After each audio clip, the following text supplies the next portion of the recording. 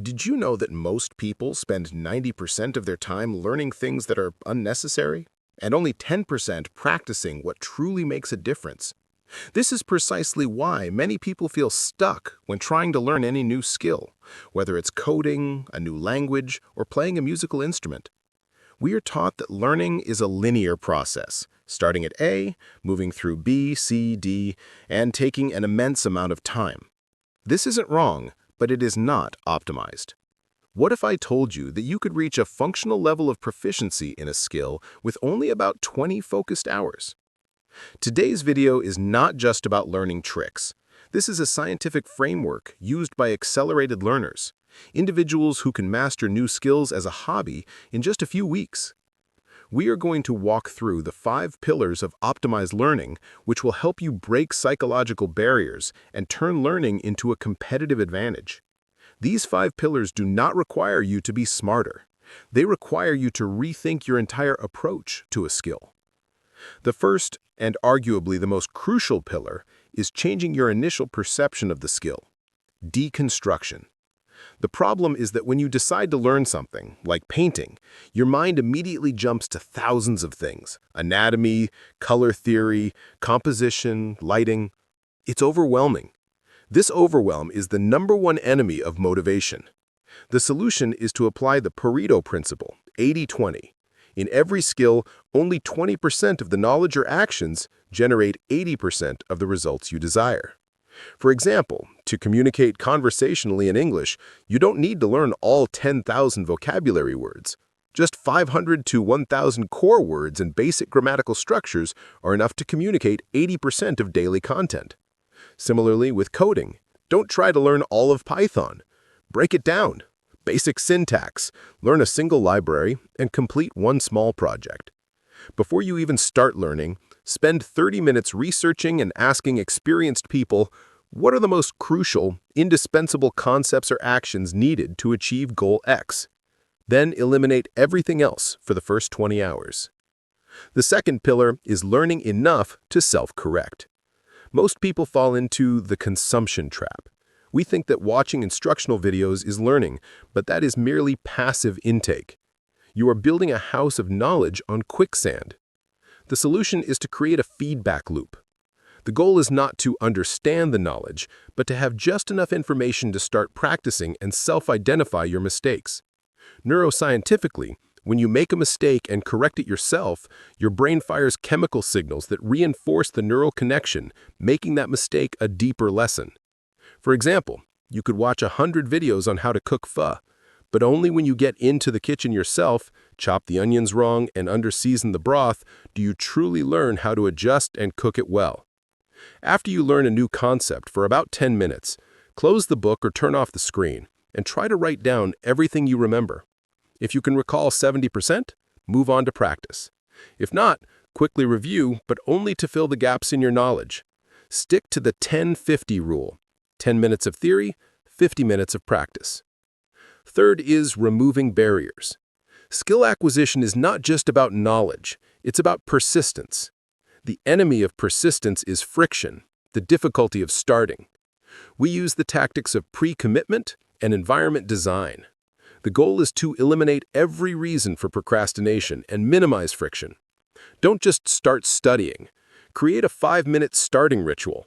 Clear your desk, prepare your tea, put on background music, and open your book or computer to the exact page.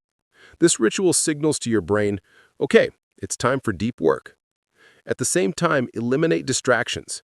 Get your phone out of the room. Use web blocking apps. If you are learning a physical skill, like yoga or gardening, prepare all your tools the night before. This is a super learner trick. Always prepare for the next session before the current one ends. Commit to 20 minutes of study. If you absolutely don't want to do 20 minutes, commit to 2 minutes. Often, simply getting past that initial 2 minutes is enough to motivate you to continue. The fourth pillar is deliberate practice. Most people make the mistake of simply repeating what they're already good at.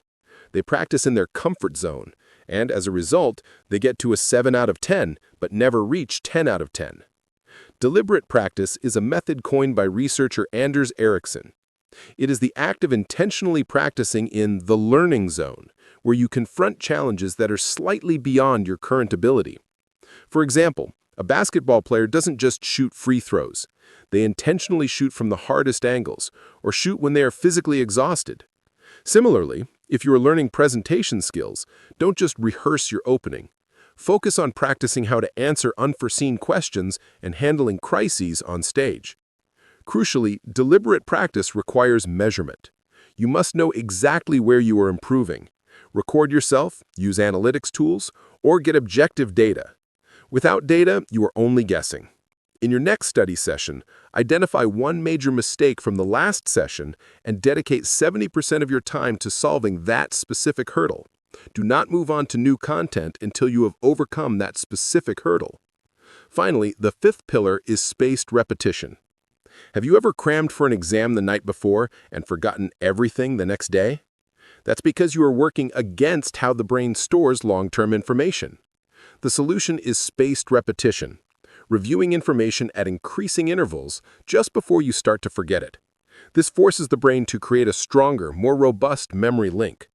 The science is clear. When you retrieve a memory, it becomes temporarily malleable. The resting period afterward is when the brain consolidates the memory, making it harder to forget in the future. For skill acquisition, if you learn a new Excel formula today, don't wait a month. Use it tomorrow. Then, intentionally find a way to apply it again next week. It's not just review, it's real-world application. Create a simple schedule to remind yourself. Monday, learn new knowledge. Tuesday, quick application. Friday, review and apply in a different context. We have now covered all 5 pillars: deconstruction, self-correction, removing barriers, deliberate practice, and spaced repetition. The problem is not a lack of knowledge, it's a lack of a system to execute it. Think of new skill acquisition as a cycle. You deconstruct to know where to start. You remove barriers so you can start easily. You learn enough to engage in deliberate practice, tackling your weaknesses, and you use spaced repetition to cement everything. I challenge you to apply this framework to one small skill for 4 focused hours this week, or 20 hours in the next month. You will be astonished at the level of progress you can achieve. The most successful people are not the ones who study the hardest, they're the ones who study the most optimally. Don't just watch this video, act. Choose one skill you want to master right now. You are a smarter learner, not a harder learner. That is the difference between someone who struggles for years and someone who masters a new skill in months. Let me know in the comments below which skill you are going to start learning with this framework. And don't forget to like, share, and subscribe for more optimization strategies.